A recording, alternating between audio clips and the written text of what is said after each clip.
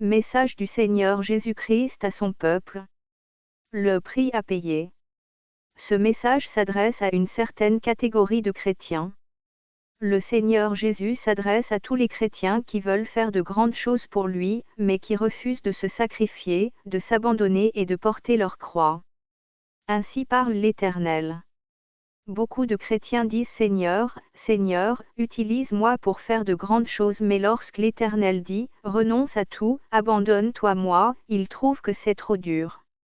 Beaucoup de chrétiens disent Seigneur, Seigneur, utilise-moi pour gagner des âmes pour le ciel, mais lorsque l'Éternel dit, va prêcher à ta famille, va prêcher dans tel lieu, ils trouvent que c'est difficile.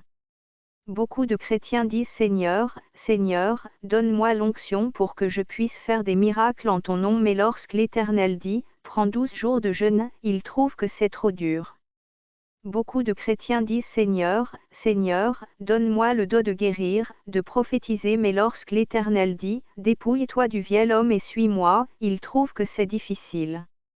Beaucoup de chrétiens disent Seigneur, Seigneur, donne-moi la sagesse, l'intelligence et le discernement, mais l'Éternel dit, médite ma parole jour et nuit, ils trouvent que c'est trop dur. Beaucoup de chrétiens disent Seigneur, Seigneur, fais de moi un serviteur puissant, remplis-moi de ton esprit, mais lorsque l'Éternel dit, lève-toi et prie, prends des veillées de prière, ils trouvent que c'est trop difficile. Beaucoup de chrétiens disent Seigneur, Seigneur, utilise-moi pour faire ton œuvre, mais lorsque l'Éternel dit, lève-toi et sors du concubinage, ils disent c'est trop dur, il n'y a pas d'argent pour le mariage. Beaucoup de chrétiens disent Seigneur, Seigneur, fais de moi ce que tu veux, et lorsque l'Éternel dit, abandonne tel habillement, ils trouvent que c'est trop difficile. Beaucoup de chrétiens disent Seigneur, Seigneur, fais de moi ton instrument, mais lorsque l'Éternel dit, abandonne le péché, ils trouvent que c'est trop dur. Beaucoup de chrétiens disent Seigneur, Seigneur, je veux te servir, mais suis polygame, et lorsque l'Éternel dit, sépare-toi des autres femmes et garde la première, ils trouvent que c'est difficile. Beaucoup de chrétiens disent Seigneur, Seigneur, transforme ma vie, et lorsque l'Éternel dit, renonce à tout ce que tu possèdes et sois mon disciple, ils trouvent que c'est difficile. Beaucoup de chrétiens disent Seigneur, Seigneur, donne-moi la foi, remplis-moi d'autorité, de force et de puissance, mais lorsque l'Éternel dit, abandonne ta vie, dépouille-toi, prie, médite ma parole et jeûne, ils trouvent que c'est dur. 5. Beaucoup de chrétiens veulent être utilisés par Dieu, mais refusent de payer le prix qu'il faut.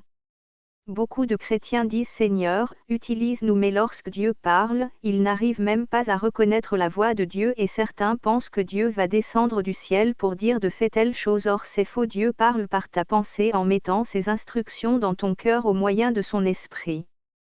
Lorsque tu ressens le besoin de jeûner, ce n'est pas le diable mais c'est le Seigneur qui te demande ainsi de jeûner et non le diable, car en tant que chrétien, le diable ne va jamais mettre une telle pensée dans ton cœur.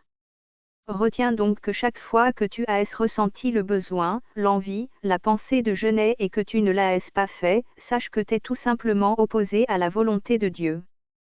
D'autres chrétiens entreprennent des jeûnes mais ne les achèvent pas, tantôt à cause d'un excès, de famine, de fatigue ou d'une autre raison, et se disent en eux-mêmes, Dieu sait lui-même que c'est difficile et que j'avais trop faim ou que j'ai eu un empêchement. Abomination. Retenez qu'aux yeux de Dieu rien ne justifie l'arrêt d'un jeûne ou l'interruption d'un jeûne. Mieux vaut pour toi ne point faire de vœu, que d'en faire un et de ne pas l'accomplir. Ecclésiaste 5h5. C'est pourquoi, avant de vous engager dans un jeûne, assurez-vous des clauses du jeûne afin de ne pas vous trouver dans une situation difficile. Certains disent, Seigneur, je veux te servir mais mon mari m'empêche, ma femme me harcèle, mes parents me persécutent. Je vous rappelle que le premier commandement c'est, tu aimeras le Seigneur ton Dieu de tout ton cœur, de toute ton âme, de tout ton esprit, et de toutes tes forces. Obéissez mais selon le Seigneur. Il y en a qui font des activités commerciales qui ne glorifient pas Dieu. Au lieu de se repentir et arrêter, ils disent qu'ils sont obligés à cause des parents, à cause des problèmes financiers et autres, demandant à Dieu de leur donner une plus belle activité pour qu'ils arrêtent. Certains qui vivent aux dépens des parents ou de la famille disent qu'ils sont obligés à vendre des articles qui ne glorifient pas Dieu et que Dieu leur accorde une indépendance pour qu'ils abandonnent. Ceci est Vraiment très triste. Que dit la parole de Dieu? Le royaume des cieux est encore semblable à un trésor caché dans un champ. L'homme qui l'a trouvé le cache, et, dans sa joie, il va vendre tout ce qu'il a, et achète ce champ. Le royaume des cieux est encore semblable à un marchand qui cherche de belles perles.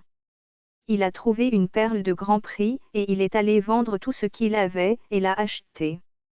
Matthieu 13, 44-46. Pour ceux qui ne comprennent pas ce passage, il résume le zèle que produit la connaissance de la vérité en sorte qu'une fois qu'on a parlé de la vérité, on se débarrasse de tout ce qui est malsain et mensonge pour pouvoir recevoir cette vérité qui est Christ. Vous connaîtrez la vérité, et la vérité vous affranchira. Jean 8h32. Il y en a qui disent Seigneur, donne-moi la puissance, délivre-moi, et lorsque le Seigneur les réveille à 4 heures pour qu'ils prient, soit ils refusent en s'endormant, soit ils prennent le téléphone et se retrouvent dans les réseaux sociaux.